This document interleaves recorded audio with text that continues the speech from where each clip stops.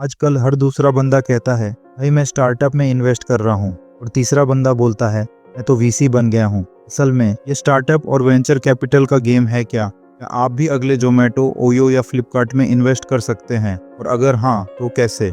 आज इस वीडियो में हम बात करेंगे investing in startups and venture capital के बारे में। स्टार्टअप इन्वेस्टमेंट का क्रेज। पहले के जमाने में लोग बोलते थे बेटा बैंक में एफडी करा लो, सेफ इन्वेस्टमेंट है। आज के जमाने में लोग बोलते हैं बेटा स्टार्टअप में पैसा डालो, यूनिकॉर्न बन जाएगा।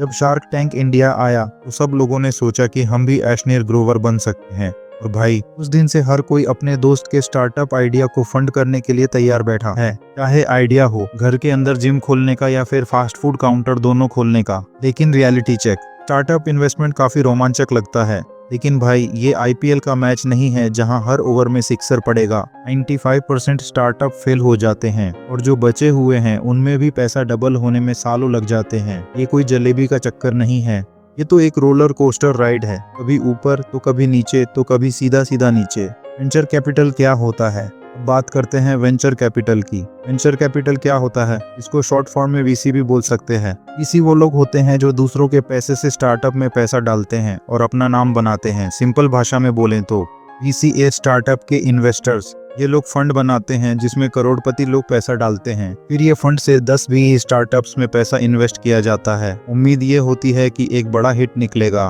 मतलब जैसे आप 10 लॉटरी टिकट खरीदते हो, उम्मीद होती है एक तो लखपति बनेगी, उसी तरह उम्मीद होती है कि इनमें से कोई एक कंपनी फास्ट ग्रो करेगी और अच्छा खासा प्रॉफिट बनाएगी। आप कैसे इन्वेस्ट कर सकते हो? अब सवाल ये है कि अगर आप वीसी नहीं हैं तो क्या आप स्टार्टअप में इन्वेस्ट कर सकते हैं? जी हाँ, अब पॉसिबल है। Angel list, like let's venture जैसे कुछ प्लेटफॉर्म रिटेल इन्वेस्टर्स को भी छोटी रकम से इन्वेस्टमेंट करने की परमिशन देते हैं।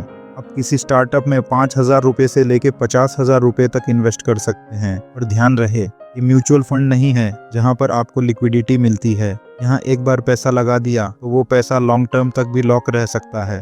चलो एक रियल लाइफ इंस्पायर्ड एग्जांपल से समझते हैं। मान लीजिए आपने 2015 में रेजर पे जैसे किसी फिनटेक स्टार्टअप में 25,000 रुपये का इन्वेस्टमेंट किया। तब वो स्टार्टअप अपनी शुरुआती स्टेज पे था, और जब वो स्टार्टअप 2081 तक सीरीज ई तक पहुंचा और वैल्यूएशन लगभग 18 गुना हो गई, आपके 25,000 रुपये बन चुके थे लगभग 4,50,000 रुपये। लेकिन अगर जिस स्टार्टअप में हम इन्वेस्ट करें उस स्टार्टअप के फाउंडर अगर गोवा शिफ्ट हो गए और स्टार्टअप ना चलने के कारण बंद कर दिया तो आपके 25,000 रुपये भी मिट्टी में मिल जाएंगे।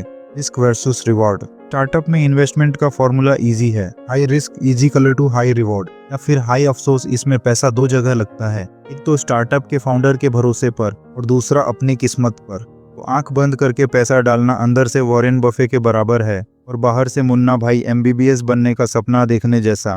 ड्यू डिलिजेंस मतलब उचित परिश्रम। अगर आप सीरियसली स्टार्टअप में इन्वेस्ट करना चाहते हैं तो सीरियसली उसके बारे में रिसर्च जरूर करें, जैसे कि फाउंडर का एक्सपीरियंस क्या है, बिजनेस मॉडल कितना स्केलेबल है, यूनिट इकोनॉमिक्स सही है या सिर्फ फंडिंग के पैसे पर चल रहा है, बाजार का आकार बड़ा है या सिर्फ कॉलोनी में किराने तक सीमित है। और हाँ, स्टार्टअप का पिच डेक पढ़ लो, सिर्फ लोगो डिजाइन देख के इम्प्रेस मत हो जाओ। डाइवर्सिफाई करो भाई। अगर आपके पास 1,00,000 रुपए है तो 10 अलग अलग स्टार्टअप में 10-10 हजार रुपए डालो। क्या पता 9 फेल हो जाएं, लेकिन एक अगर यूनिकॉर्न बन गया तो फिर बात बन गई। ये इन्वेस्टमेंट नेटफ्लिक्स सीरीज जैसी है, कुछ एपिसोड्स बोर करेंगे लेकिन सीजन के अंत तक ट्विस्ट मिल जाता है। कंक्लूजन, दोस्तों स्टार्टअप में इन्वेस्ट करना रोमांचकारी है, लेकिन थोड़ा समझ के चलो। ना हर फाउंडर स्टीव जॉब्स है, ना हर आइडिया अमेजन बनेगा। अगर सही रिसर्च के साथ खेलें तो आप भी एक दिन कह सकते हैं कि जो यूनिकॉर्न बन गया है इसमें मेरा भी पैसा लगा है।